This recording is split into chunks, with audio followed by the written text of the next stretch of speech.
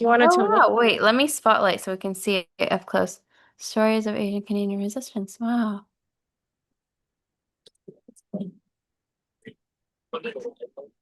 Very cool. That's beautiful. Oh,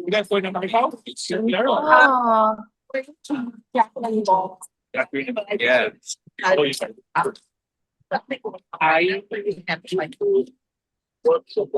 oh, Kim, we need some good pictures of the Yes, I group will with the try. posters. I will definitely do that. Okay. Hi, Oh, y'all can hear me, right? Yeah. All right. yeah. So thank you for having. Uh, it's great to be here. I'm Chris. I'm with the Asian Canadian Labor Alliance here. So I guess you all want to talk about what ACLA is and what Justice for Migrant Worker is, first of all. And so both organizations have been around about 25 years, 25, 26 years. The Asian Canadian Labor Alliance started in 2000, and a few of the our elders had gone to the APALA, the Asian Pacific American Labor Alliance, United States, for their founding convention. I believe in 1997 or 1992, if I can't remember. And we thought that it would be important to have something similar in Canada. Justice for Migrant Workers separately emerged out of migrant farm worker organizing and resistance, particularly in southwestern Ontario. Both organizations are all volunteer. ACLA is made up of both rank and file union members from all different unions, people who are elected officials, as well as people who are staff. And the idea for ACLA is to try to build within labor unions for the rights of organizing. So it's trying to build within internally unions, to build around working class Asian communities, and externally to also try to build why unions are really important in our communities. Within labor, it's also about pushing for the rights to stand up against racism in the House of Labor as well, too. Okay? I don't know what we're doing. Yeah. Now, my day job, I teach here at U of T, and I wanted to start off by quoting your international executive director and your reports. I use a lot of Oxfam reports in my teaching, particularly for my first year class and my third year class. And what I'm about to say is nothing new, right? You all know this, you read your materials. So billionaire wealth jumped by over 16% in 2025, 3 times faster than the past 5 years, averaged to 18.3 trillion. It's the highest level in history according to new Oxfam reports. Okay. Billionaire wealth has increased by 81% since 2020. Okay. The collective wealth of billionaires last year surged by 2.5 trillion, almost equivalent to the total wealth held by the bottom half of humanity, 4.1 billion. The number of billionaires also topped 3,000 people. All right. And the 2.5 trillion rise in billionaires' wealth would be enough to eradicate extreme poverty 26 times over. So this is stuff I use in my classes. I rant to my students about this. I tell them about how unfair the world is and the important work that Oxfam does. To quote your international executive director, the widening gap between the rich and the rest of is at the same time creating a political deficit that is highly dangerous and unsustainable. And Amitabh Bahar is the one who said that. Yeah. Now, why am I speaking to you about your reports? One of the most important aspects of addressing wealth inequality in our society, and actually the foundations of addressing inequality in our society, are labor unions. All right. So labor unions overall, but also about talking about democracy in the workplace, but also democracy in countering the wealth and the power of the wealth and addressing, trying to create more wealth for themselves at the expense of all of us. So you all are at the front line of this in 3 different ways. Number 1, in the work you do as frontline workers. Number 2, in the nonprofit sector. You know, we have this stereotype about the industrial workplace. We talk about, and I do stuff with agricultural workers. But for y'all, the nonprofit sector, which is an arm of neoliberalism, has been rife with exploitation, precarity, and deregulated workplaces. It's become it's become the norm, where all of us who are in nonprofits are seen as disposable, and expendable. And the highlight of this struggle, some people say that Oxfam maybe shouldn't have a union. But for us, and I think with ACLA, with all the other activist groups that we belong to, it's imperative and essential for you to be part of a union. It's important for you to fight for your rights. And what you're doing here today, it's not simply fighting for yourself in the workplace, but you're also fighting for thousands of other nonprofits, workers, both unionized and non-unionized, who are going through the same thing. So this fight is larger than simply Oxfam. It's about setting standards and a gold standard, which other organizations are expected to follow and to mimic. So it's so important. And it's important to take these type of actions for multiple reasons. One, you're in a very public place. Two, you build strength here. This is where you build collegiality, camaraderie, and friendship, is on the picket line. This is where we learn from each other. And number three, the solidarity that you're seeing from other groups of people, from all the aspects of our society. Now, why are unions important? Now, I'm just going to quote two reports. I don't want to bore you all. This is not a lecture. But Jacobin magazine, quoting two Canadian scholars, Jim Stanford and David Dury.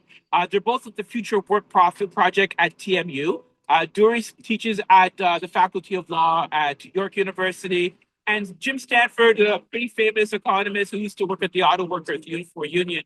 And they talked about the importance of unions. And they talked about three aspects. I don't need to go into all of them, but one, about taking away power, not just about redressing power, but taking away power from the executive directors, the boards, and giving a middle finger to them where they can't just push you around. Number one, ensure that you have your wages, and they're just not putting money that should be going to all of you into other aspects. All right. And number three is the role of democracy. And I'm not sure, and I know all of y'all work, whether you're doing fundraising or you're involved in some of the work here, project work here, or the research, you're very much focused about the global south, right? I think for most of your work. But the foundation of a democracy is where every voice is heard. And unions have done so both through political ways and through their political parties, but also to ensure that there's a position of dissent, right? Dissent from the everyday aspects. So around international work, that we don't basically appease or perpetuate a colonial imperialist venture, the ventures overseas. With the work that I do with farm workers, to ensure that there's a dissent, that simply we don't look at people who are working in agricultural workers as just desperate people from the global south, but part of a plantation economy. Now, while we are also considered support, and I've talked about Jim Stanford and David Dury, similarly, the Economic Policy Institute in the United States also wrote a report talking about the correlation between union power, union lack of power, for instance, and the role of decreasing wages, decreasing aspects of democracy, and the role of becoming a more precarious society. So they wrote a report similar at the same time to talk about what's happening in the United States. Now, for us, because all of us, I think, are people, racialized people. I think we all identify as racialized people. It's been a challenge, and I want to be clear, right? So while many of us champion unions, we're also fighting with the labor to try to push for more representation, more support, and to address racism within the unions. Okay, I'm going to get to that in 1 second. And that relates to our banner project. But there's also, a lot of statistical evidence that speaks to the role of improving the lives of racialized workers in unions when we become union members. Winnie Ng and Solomon Kong. Winnie Ng is one of my mentors, and she's the founder of the Asian Canadian Labor Alliance. She undertook an important research project to see about the union advantage when it came towards Asian workers and African workers in Canada, right? Their wages have increased. Correspondingly, they've also said that our communities are also facing a disadvantage where white workers are still making more money than we are. So the fight for parity, the fight for equality continues in labor unions. Now, I want to get to this larger history because the haters will either say that we're playing identity politics or we don't know what we're talking about. This happens all the time, right? Doesn't matter what we're talking about. We don't know what we're talking about. And we're just haters, right? Now we just don't know what we're talking about. And part of our work in developing part of this project, what we have here, is to talk about two aspects. Three, uncovering a narrative of people who look like us, who've been fighting against racism, fighting for workplace democracy for over 150 years, all right? Since around the inception of this founding of this nation. Number two, so our stories would be told. And number three, for us to understand all the statistics that I can throw at you and bore you to death, all right? It comes from something. It comes from the history of racism and exclusion. And the stories deemed here, we got a whole bunch of them. All right, so, you know, starting, I don't think we brought the one around the railroad workers. So everything from the railroad workers in the 1880s to all these other aspects. So striking for an 8-hour day. All right, there were multiracial unions and a lot of Asian workers, right, who came together in 1919, right, and to strike to demand an 8-hour day. Okay, and these happened in British Columbia, and it was in partnership with the International Weavers Union, right, to represent white workers. So multiracial organizing, and as all of you see in our workplaces, right, we find ways to divide part-time workers and full-time workers. Historically and the present, we see different ways to divide Black workers, Asian workers, and white workers against each other. And what is important about these things is that they showed that there is always an aspect of dissent, of always of people trying to fight these type of divisions. Blubber Bay was another company town, and we still have company towns in Canada. And the International Woodworkers of America were now with steel workers, right? It was mostly Chinese workers and white workers, once again, after a 6-week strike, fighting, right, for rights and dignity. So once again, multiracial organizing that came together and to fight, right? In the 1940s, Japanese, South Asian, and Chinese workers. And these were in the sawmills in British Columbia, organizing together. Okay? In the 1980s in British Columbia, in Ontario, it was still illegal for farm workers to form a union. So what you're doing here today is illegal on farms in Canada, in Ontario. And very few farms are actually allowed to have unions. So the Farm Worker Organizing Committee in British Columbia, that led to the emergence of the Canadian Farm Workers Union. This is another, both East Asian and South Asian, predominantly Punjabi workers, had started that work. Okay, and that led to the subsequent founding of the Canadian Farm Workers Union 46 years ago. And a lot of the history, of course, focuses on men, but there is a significant aspect of gender, the gender dimension of work. And here in Ontario, a large group 46 years ago of workers at Pizza Crust had fought for their rights to organize. Tibetan workers, the food terminal, and if anybody's familiar with Toronto, right by the QAW is a food terminal. And there was a group of Tibetan workers who were organized with the Teamsters. They basically were fighting for their rights to demand better treatment as food workers in Ontario, mostly immigrant workers, and they were also Victorian. And we can go to this side.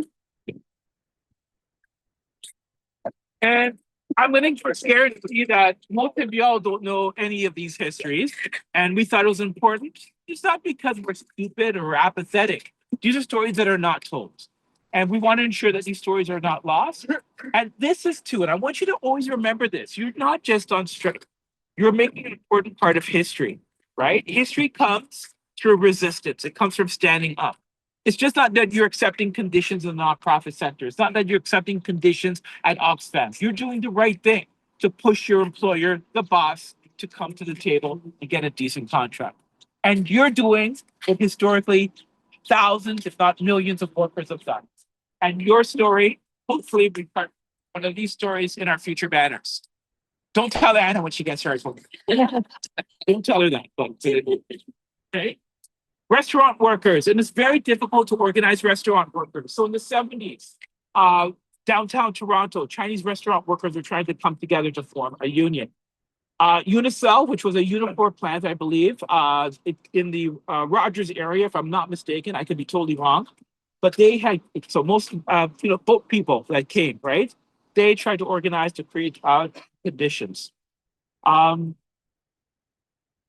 So we used to have a vibrant organizing, and where's Taiping?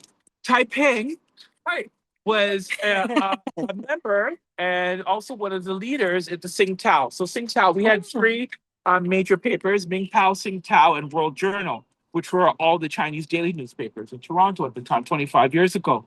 And this comrade here was important organizing around that. And they were supported by a lot of ACLA and the larger labor movement. But kudos, this person is part of our history. Part of that history that we're talking about, okay? And it was successful, right, in having this. On the other side, a mostly Tamil working force were actually the couriers for Toronto Star about 25 years ago. And this also details their strike as well. So, just including for this part, we have a long history going back to the railroad workers and even before that, of people organizing resistance and fighting back against white supremacy, racism, exclusion. The fight has been primary here, but it's been also connected to our struggles in our home country as well, too. And I want you to think about what you're doing here as part of the longer history and struggle. And I try to, in all the other areas that I work and organize in, it's good because it helps you to understand you're standing on the shoulders of the struggles of other people, what they've done before, and also to learn from both the successes and the failures of other struggles to help with your struggle that's happening today. So I don't think I want to bore you more, but I'll take questions, and it's an honor to be here. I'm glad that you're here. Thank you. And Justin, why don't I put you on the spot? You have anything to say? Solidarity, sibling, comrade, friend. Your fight is so important, right? COLA is it's such an important thing, right? Inflation goes up, everything gets expensive. So, when we have cost of living as a minimum, right? That's what all workers should have, right? So when you fight for that, it's for everyone, right? So thank you all for your fight, and in solidarity with you all in your fight. Thank you. Thank you. I think. Yeah.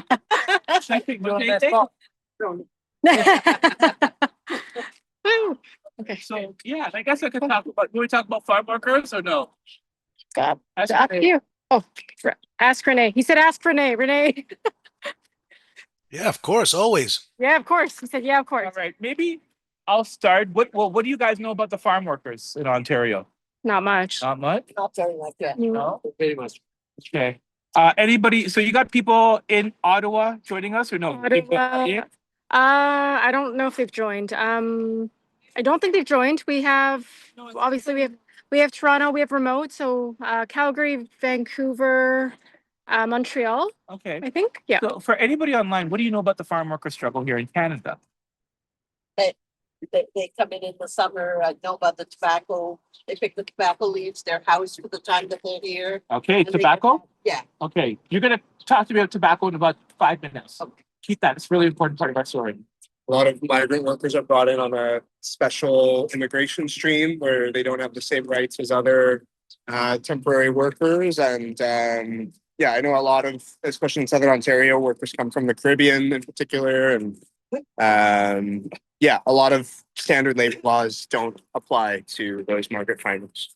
Great. Anybody online? Oh, we have a hand up. Oh, we have a hand. I can go. I'm sorry, my camera is not working. I'm Nirvana Mujtaba. Chris, it's nice seeing you there. We had a call last night about this event, and I'm very sorry that I'm missing today. I just have to take care of my younger son at home as he's unwell.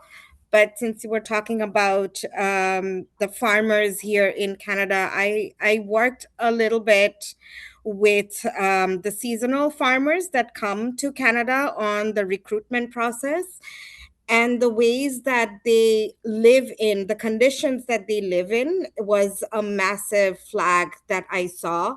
Plus the amount of recruitment fees that they pay just to land a job here and kind of really work in very precarious conditions here in Canada.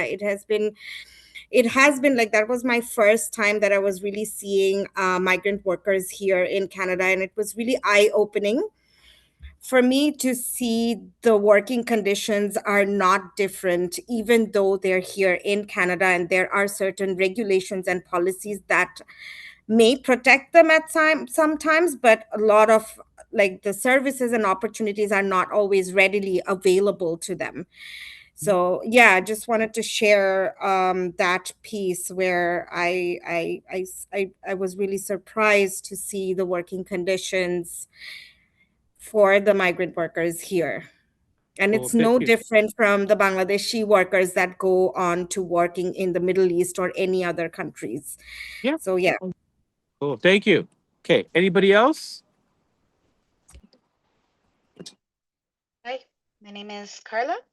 I am Guatemalan, and so I know that there are massive amounts of Guatemalans that come in seasonally to Canada. Really precarious conditions, basic rights taken away from them. Their passports are taken away. Many times they have to use the same wages that they're earning to pay for a lot of the things that have to do with maintaining the work.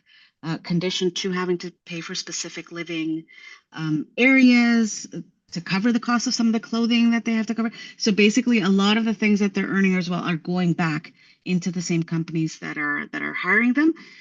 Not that much different from the exploitation that they're having back at home as well, and being away from their families. Yeah. All right. Thank you. All right. Before I begin, Renee, I see you on camera. That's a really impressive beard you got there, brother. I'm going to do something about that. Are you using like gel or something to moisten that thing? Jesus. Wow. My God. I took your recommendations. Yeah, that's really impressive. I think I'll put that in my Facebook or something like that. Right? Okay, so let me, I guess, begin. I've been so it's right now, as I said before, it's illegal to form a union in Ontario, and it's important for us to think about plantation logics, or the idea of the plantation, to understand what our food system is and the conditions that migrant farm workers work today. And when we think about plantations and maquilas or indentureship, we get accused a lot of saying rhetoric, that we're engaging in type of rhetoric and emotional behavior. I'm too emotional, blah, blah, blah, when we talk about these things. But what I'd like to start off to say that actually this is a plantation system. This is indentured labor. And this is very much building on the legacy of slavery and the indentured system. And why we say that is, first of all, the workers are tied to an employer. They do not have labor and social mobility. They cannot live here as equals. And getting back to what I said beforehand, so part of your role as a union is also to engage in democracy, right? So when you create a conditions that people as an underclass, they can't necessarily exert their rights in the community and the workplace. The housing thing that some of you talked about and how terrible conditions, the reason why housing is so bad is because the employers are able to go to each level of government to articulate, to lobby, and to advocate to what they want for housing for workers, right? The entire program is employer driven. It's not developed in the idea of workers. Number two, all the crops that workers work on is export driven, right? So it's not that, and when farmers come to talk to you on television, they're going to tell you that this is about food security or food sovereignty. They don't know the difference between either one, right?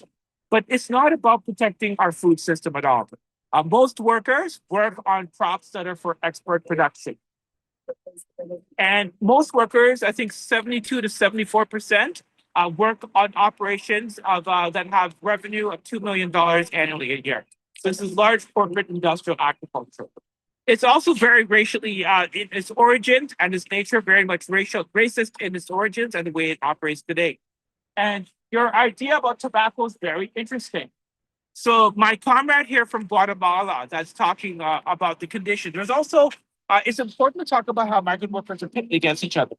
So at one time, most of the workers that came to from the Caribbean, and it was mostly Black workers. Black workers were heavily tied to tobacco. And there was an idea that Black workers are good at some crops, tobacco, apples, and peaches. And Mexican, Guatemalan workers are good at greenhouse work. All right. So these type of racial ideas are very, very important. Now, 2001, Mexican workers overtake the Caribbean workers. particularly, and we saw a decrease in numbers of workers from Barbados and Jamaica. And the reason was not because of demographics, but because of tobacco.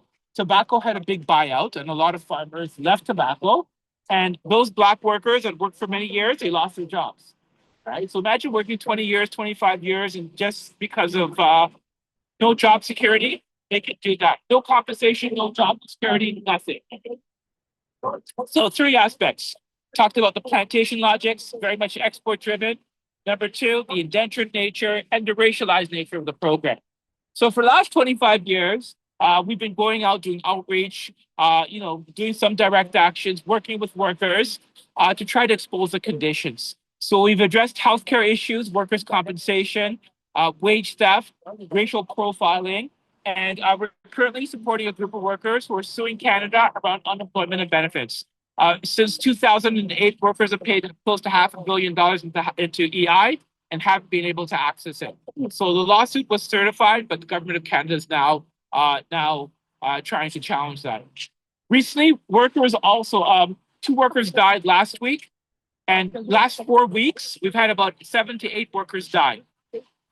And a lot of times you're going to hear about these deaths are either tragic or that they're natural causes. A dude gets a heart attack, a stroke, falls, but everything and every aspect of this is work related, right? And people are dying because working conditions are dangerous. So part of, once again, just to close off this aspect, and I'll take questions afterwards, what you're doing here is trying to fight for improving conditions for all around health and safety employment standards. And so a strike like this resonates way past the little section that you guys are doing here today to other parts of Canada as well and overseas. So thank you. Good question. Yeah.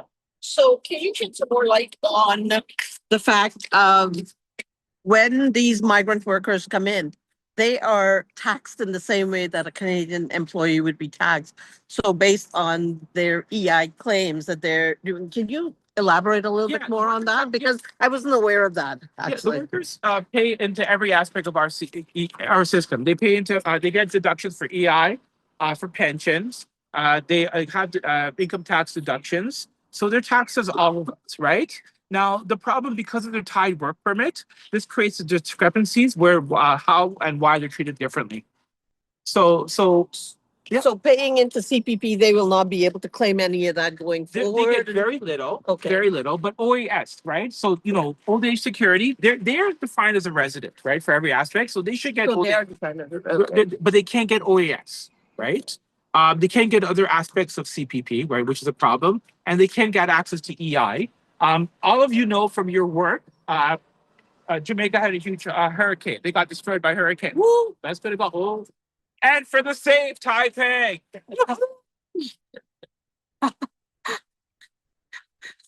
So when the workers needed their money to rebuild their houses, they couldn't get access to that money, right? And that's a perfect example why they should have got EI.